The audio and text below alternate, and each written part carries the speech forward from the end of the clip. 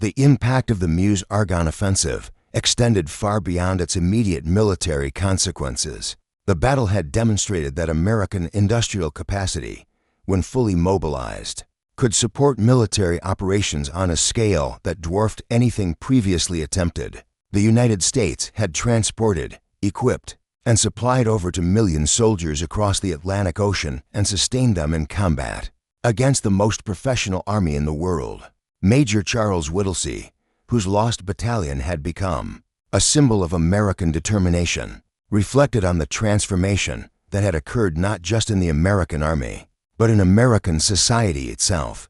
The nation that had entered the war as a secondary power had emerged as the decisive factor in determining the outcome of the global conflict. The industrial and military capabilities demonstrated during the Meuse-Argonne campaign would make the United States the dominant world power for the remainder of the 20th century. Sergeant Alvin York, whose actions had made him the most famous American soldier of the war, understood that his individual heroism was part of a larger story of national achievement. The Tennessee mountain man who had overcome his religious objections to military service had helped write a new chapter in American military history, one that would inspire future generations of American soldiers facing their own moments of testing. As November 11, 1918, drew to a close, American soldiers throughout the Meuse-Argonne sector began the process of comprehending what they had accomplished. They had broken the most fortified defensive system in military history, defeated the most experienced army in the world, and forced an end to the war that had seemed destined to continue indefinitely. The Meuse-Argonne offensive had indeed been the final battle that made victory possible, and its success had established the United States as the military power that would shape the century to come. The silence that followed the armistice was not just the absence of gunfire, it was the sound of a world being transformed by American courage, determination, and sacrifice. The morning mist clung to the Argonne forest like a burial shroud, and Lieutenant Colonel George Patton knew that within hours, the silence would be shattered by the thunder of the largest American military operation in history. It was September 26, 1918, and the fate of the Great War hung in the balance as over 1 million American doughboys prepared to launch themselves against the most fortified German positions on the Western Front. General John Pershing stood in his command post, studying the maps that would determine whether the American expeditionary forces could break the deadlock that had claimed millions of lives. The German Hindenburg line stretched before them like a steel serpent, its defensive positions carved deep into the hills and forests of northeastern France. 4 years of trench warfare had created a landscape of barbed wire, machine gun nests, and artillery positions that the Germans believed impregnable. The plan was audacious in its scope and terrifying in its implications. The First Army, commanded by Pershing himself, would strike at the heart of the German defensive system, driving through the Meuse-Argonne sector to cut the vital railway lines that supplied the entire German front. If successful, the offensive would cripple the German war machine and force an end to the conflict that had consumed Europe since 1914. Private James Morrison of the 77th Infantry Division clutched his rifle as he waited in the forward trenches, his breath visible in the cold pre-dawn air. Around him, soldiers from across America, farm boys from Kansas, factory workers from Detroit, immigrant sons from New York, prepared for what many knew would be their final battle. The weight of history pressed down upon them as heavily as the equipment on their backs. According to historical accounts documented in the National Archives, the artillery preparation began at 0 to 30 hours, with over 4,000 guns, unleashing a devastating barrage that could be heard over 100 miles away. The earth trembled as if in the grip of an earthquake, and the German positions disappeared beneath a curtain of smoke and flame. For 3.5 hours, the American gunners poured destruction into the enemy lines, hoping to clear a path for the infantry assault that would follow. Captain William Henderson of the 4th Infantry Division watched through his periscope. As the artillery barrage reached its crescendo, the German wire entanglements vanished in the explosions, and entire sections of the enemy's first line collapsed under the relentless bombardment. But Henderson had fought at Belleau Wood and Chateau Thierry, and he knew that artillery alone would not win this battle. The real test would come when his men climbed out of their trenches and advanced across no man's land into the teeth of German machine gun fire. As 0530 hours approached, the moment when the barrage would lift and the infantry assault would begin, Pershing's gamble hung in the balance. The American forces faced not only the physical obstacles of the German defenses, but also the specter of their own inexperience. Many of the divisions preparing to attack had never seen combat, and they would be advancing against veteran German troops who had spent for years perfecting the art of defensive warfare. The stage was set for a battle that would determine not only the outcome of the war, but also America's emergence as a global military power. At 0530 hours on September 26th, the whistle blasts echoed along the American lines. Like the cry of banshees, and over 600,000 men climbed from their trenches into the hell that awaited them. The Meuse-Argonne sector erupted in violence as the largest American offensive in history began its bloody march toward victory or catastrophe. Major Charles Whittlesey led his battalion of the 77th Division through the shattered remains of no man's land, stepping over shell craters that could swallow entire squads. The German machine guns had survived the barrage better than anticipated, and their deadly chatter filled the morning air as American soldiers fell in windows. Across the contested ground, the carefully planned advance quickly dissolved into chaos. As units became separated in the smoke and confusion of battle, the terrain itself seemed to conspire against the attackers. The Argonne forest, a primeval woodland that had witnessed battles since the time of Julius Caesar, became a labyrinth of fallen trees, hidden ravines, and concealed German positions. Every copse of trees could hide a machine gun nest. Every ridge could conceal artillery observers directing fire onto the advancing Americans. The forest floor, carpeted with 4 years' worth of military debris, turned treacherous underfoot as soldiers struggled forward under the weight of their equipment. Sergeant York of the 82nd Division would later become the most famous hero of the offensive, but on this first day, he was simply another Tennessee mountain man trying to survive the inferno that engulfed the Argonne. The German defensive positions, built with the precision of Swiss clockmakers and the determination of men fighting for their homeland, extracted a terrible price from every yard of ground the Americans gained. The 1st Division, known as the Big Red One, struck at the village of Cantigny, where they had won their first victory months earlier. Now they faced a different kind of warfare, not the swift advance across open ground that their training had emphasized, but a grinding, yard-by-yard struggle through defensive positions that had been years in the making. Colonel Frank Parker watched his men disappear into the smoke and prayed that American determination would prove stronger than German steel. As documented in battlefield reports from the Army War College archives, the initial assault captured most of its first day objectives, but at a cost that shocked even the most pessimistic planners. The 28th Division alone suffered over 6,000 casualties in the first 24 hours, and medical stations behind the lines were overwhelmed with wounded soldiers streaming back from the front. The pristine battle plans that had looked so promising in the safety of headquarters became blood-soaked scraps of paper. In the reality of combat. By nightfall on the first day, the American advance had penetrated 3 to 5 miles into German territory along a 20-mile front, but the cost had been enormous. The Germans, commanded by the capable Crown Prince Ruprecht of Bavaria, had conducted a fighting withdrawal that maximized American casualties, while preserving their own forces for the main defensive positions that lay ahead. Private Morrison, who had survived the initial assault, found himself in a shell hole with 5 other soldiers as German artillery began falling on their captured positions. The counterbarrage was precise and deadly, guided by German observers who knew every inch of the ground.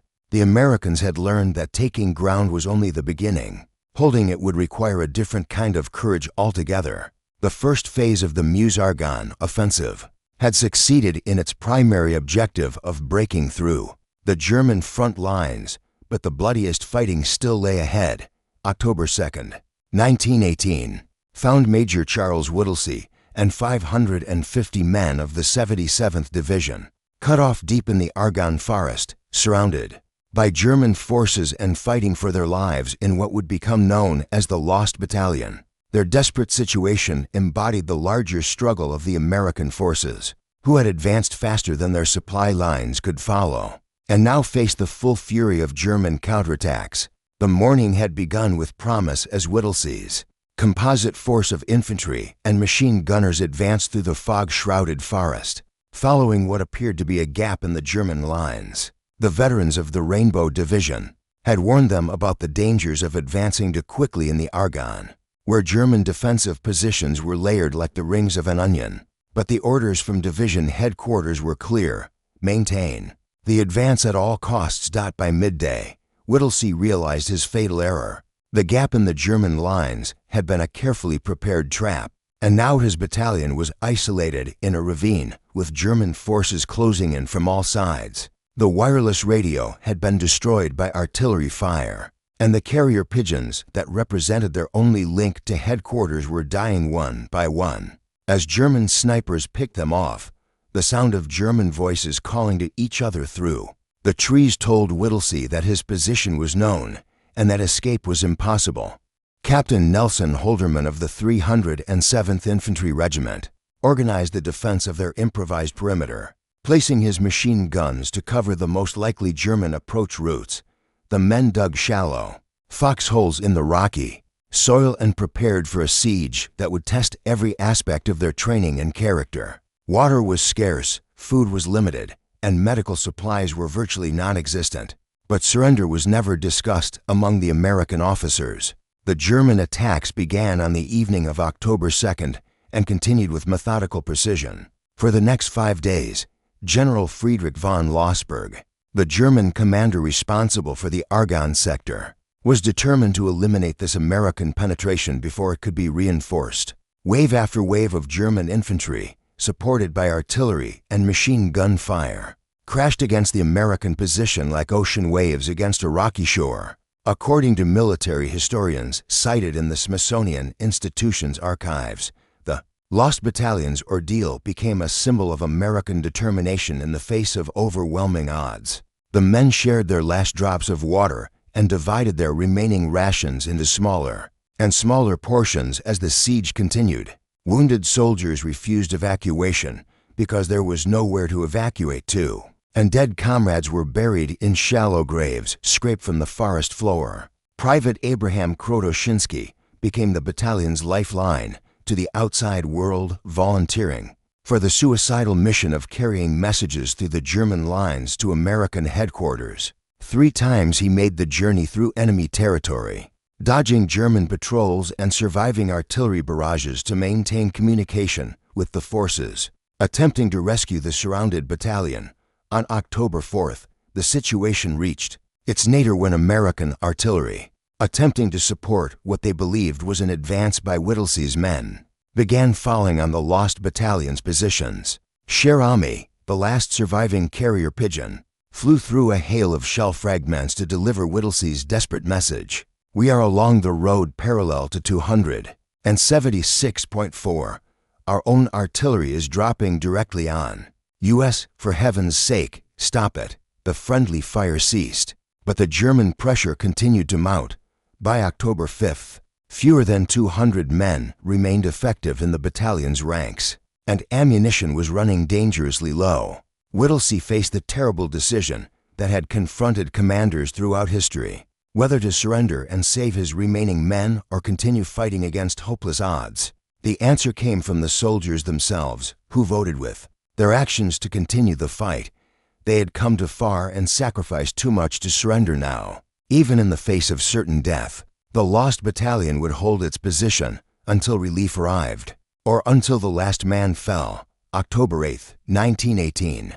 Dawned gray and misty in the Argonne forest, and Corporal Alvin York of the 328th Infantry Regiment prepared for what would become the most celebrated individual action in American military history. The Tennessee Mountain Man, whose religious convictions had initially made him reluctant to serve, was about to demonstrate that courage could emerge from the most unlikely sources. When circumstances demanded heroism, York's patrol, led by Sergeant Bernard Early, had been tasked with silencing a German machine gun position that commanded the Decauville Railroad, a narrow-gauge line that the Americans needed to secure their supply routes. The mission seemed routine enough: locate the German position, coordinate with supporting units, and eliminate the threat with minimal casualties. But in the twisted terrain of the Argonne, routine missions had a way of becoming epic struggles for survival. The patrol had advanced less than a mile when they encountered the German position, a complex of machine gun nests and rifle pits that had been invisible from the American lines. Sergeant Early led 17 men in a flanking maneuver designed to approach the German position from its blind side. But the morning mist that concealed their movement also hid the true extent of the German defenses they were about to encounter. The first burst of machine gun fire cut down Sergeant Early and half the patrol.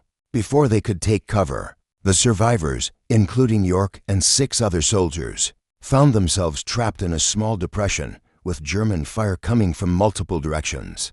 The carefully planned mission had dissolved into chaos, and the remaining Americans faced annihilation unless someone took decisive action. York, whose skill with a rifle had been honed by years of hunting in the Tennessee mountains, began methodically eliminating the German machine gunners with single, well-aimed shots. His approach was calculated and efficient.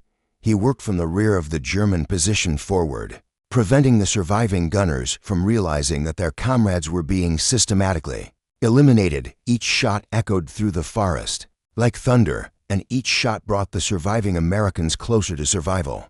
Military records preserved in the Congressional Medal of Honor database document that York killed 25 German soldiers and captured 132 prisoners in the action that followed.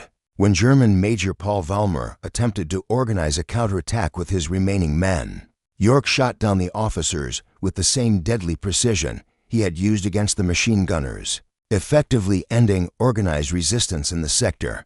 The psychological impact of York's action extended far beyond its immediate tactical importance. Word of the Tennessee corporal's feat spread through the American lines like wildfire, providing a desperately needed morale boost to soldiers who had been grinding forward through the German defenses for nearly 2 weeks. Here was proof that individual courage and skill could still triumph over the industrial killing machines that had dominated the battlefields of the Great War. But York's heroism was not an isolated incident. It was part of a larger pattern of American determination that was gradually wearing down German resistance. Throughout the Meuse-Argonne sector, the 26th Division had captured the village of Extremont after 3 days of house-to-house fighting. The 1st Division had broken through the German second line near Fleville. Slowly, methodically, the American advance was grinding the German defensive system to pieces. General Erich von Falkenhayn, commanding the German forces opposing the American offensive, recognized that his troops were reaching their breaking point. The constant pressure of American attacks, combined with the growing shortage of replacements and supplies, was creating cracks in what had once seemed an impregnable defensive line. The German army that had held the Western Front for years was beginning to crumble under the relentless hammer blows of American determination. York's actions on October 8th represented more than individual heroism. They symbolized the transformation of the American expeditionary forces from inexperienced troops into hardened combat veterans capable of defeating the best soldiers Europe could produce. October 14th, 1918, marked the beginning of the final phase of the Meuse-Argonne offensive, as General Pershing launched a coordinated assault against the Hindenburg line that would determine the fate of the German army and the outcome of the Great War. 3 weeks of brutal fighting had brought the American forces to the gates of the German army's last major defensive position. But the bloodiest battles still lay ahead.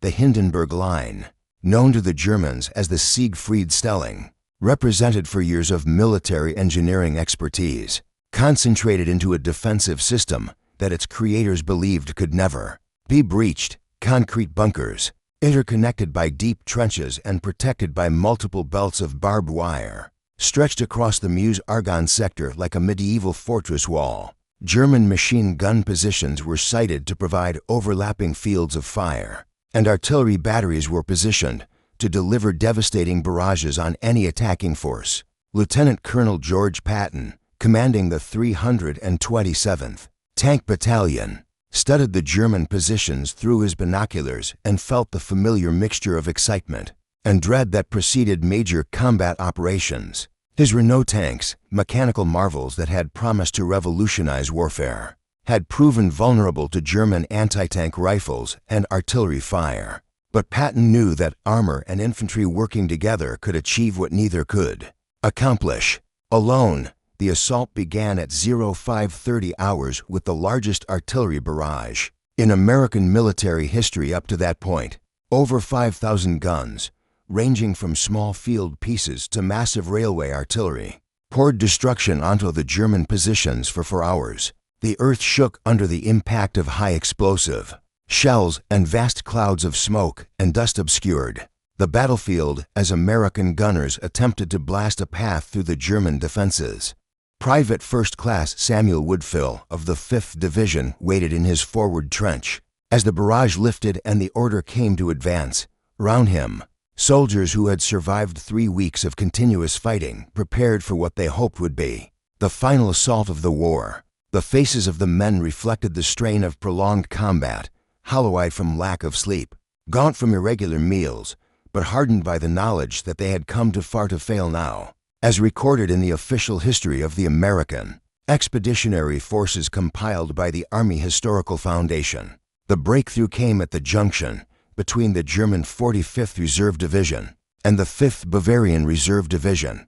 American forces, led by the 1st and 42nd Divisions, exploited a gap in the German lines created by the devastating artillery barrage and poured through the breach like water through a broken dam. The German resistance, though fierce, lacked the coordination and reserves that had characterized their earlier defensive efforts. General Max von Gallwitz, commanding Army Group Gallwitz, watched helplessly as his carefully prepared positions crumbled under the American assault. The reserves that might have sealed the breakthrough were already committed to other sectors of the front, and the German High Command had no more troops to send. Captain Eddie Rickenbacker, the American ace pilot, flew reconnaissance missions over the battlefield and reported vast columns of German soldiers retreating northward, abandoning equipment and supplies in their haste to escape the American advance. The sight that had become familiar on other fronts, disciplined German withdrawal under pressure, was giving way to something approaching panic as German units lost cohesion under the relentless American pressure. By October 16th, American forces had penetrated over 10 miles beyond the Hindenburg line, capturing the vital railway junctions that had been the original objectives of the offensive. The German army's ability to supply and reinforce its forces on the Western Front was crumbling, and with it the last hope of avoiding complete defeat. The breakthrough at Meuse, Argonne coincided with successful Allied offensives along the entire Western Front, creating a crisis that the German High Command could no longer ignore. The war that had begun with such confidence in 1914 was approaching its bloody conclusion, and American determination had played the decisive role in forcing that conclusion. October 28, 1918, found the American First Army racing northward through the broken German lines in a desperate attempt to reach the vital railway junction at Sedan before the German army could establish new defensive positions.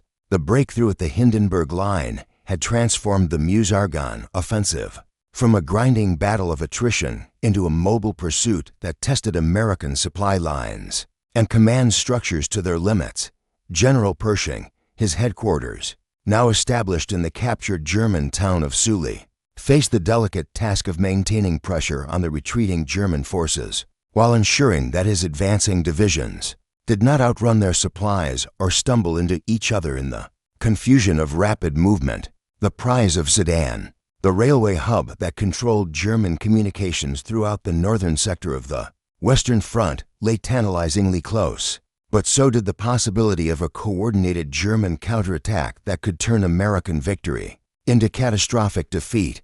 The 1st Division, veterans of the earliest American battles of the war, led the advance toward Sedan with the aggressive confidence that had made them famous. Throughout the American Expeditionary Forces, Colonel Frank Parker pushed his regiments forward at a pace that exhausted his soldiers, but gave the retreating Germans no time to establish defensive positions. Behind them, supply trucks struggled to keep up with the advance, carrying ammunition and rations over roads that had been destroyed by 4 years of warfare. Lieutenant Samuel Parker of the 16th Infantry Regiment led his platoon through the abandoned German positions that littered the landscape. Like the remains of some vast military graveyard, concrete bunkers stood empty, their machine gun ports silent after years of dealing death to Allied soldiers. German equipment lay scattered across the countryside, artillery pieces with their breech blocks removed, supply wagons abandoned by their crews, personal belongings dropped by soldiers whose only concern was escaping the American advance. The speed of the American pursuit created its own problems as units became separated, and communication lines stretched to the breaking point. The 42nd Division, advancing on the left flank of the 1st Division, found itself moving through terrain that had not been properly reconnoitered, while the 77th Division struggled to maintain contact with headquarters as they pushed through the German rear areas.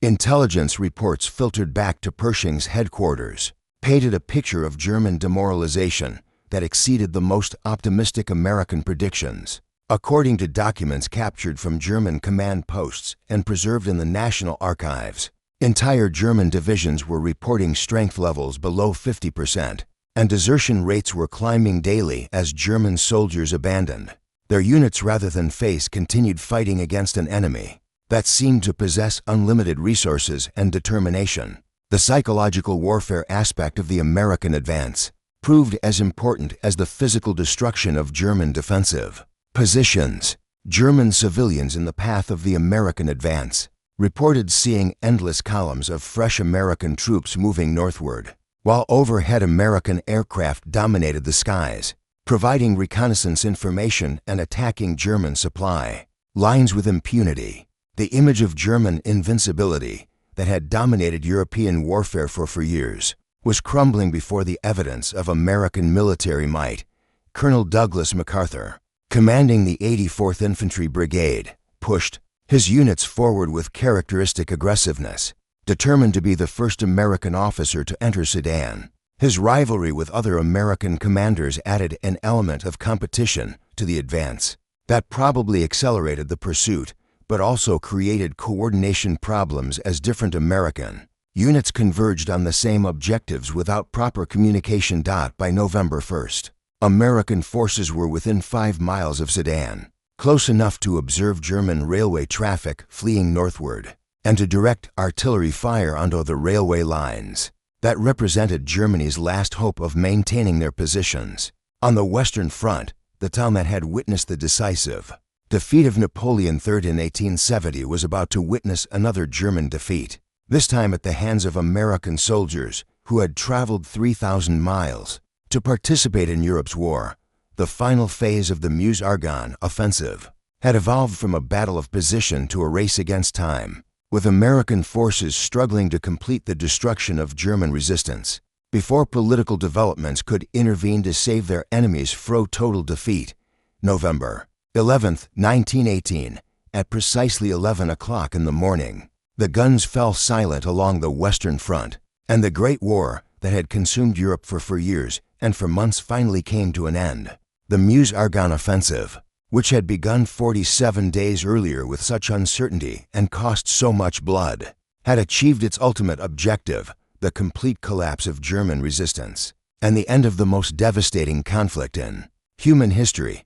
Lieutenant Colonel George Patton stood in the captured town of Conflans, watching American soldiers emerge from their fighting positions with expressions of disbelief and exhaustion. The silence that descended over the battlefield felt almost supernatural. After months of continuous artillery fire, machine gun chatter, and the screams of wounded men, Patton, who would go on to greater fame in another world war, understood that he was witnessing a historical moment that would define the 20th century and America's role in global affairs.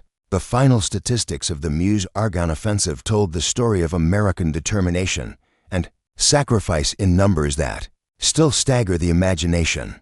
Over 1 million American soldiers had participated in the battle, making it the largest military operation in United States history to that point. The cost had been enormous, 26,000 American dead and 95,000 wounded. But the strategic results had justified every casualty. Private James Morrison, who had survived the initial assault on September 26th and lived through 47 days of continuous combat, found himself crying as the armistice took effect. Around him, soldiers who had endured the unimaginable hardships of modern warfare struggled to comprehend that they had survived and that the killing had finally stopped. The Argonne forest, which had been their home and their hell for nearly 2 months, suddenly seemed peaceful despite the devastation that marked every acre of ground. General Pershing, in his final report to the War Department preserved in the Army War College archives, summarized the achievement of the American Expeditionary Forces with characteristic understatement. The Meuse-Argonne operation was conceived as the decisive battle of the war, and it proved to be exactly that. American forces, fighting on ground of the enemy's choosing and against his strongest defensive positions, succeeded in breaking the backbone of German resistance and forcing the end of the war.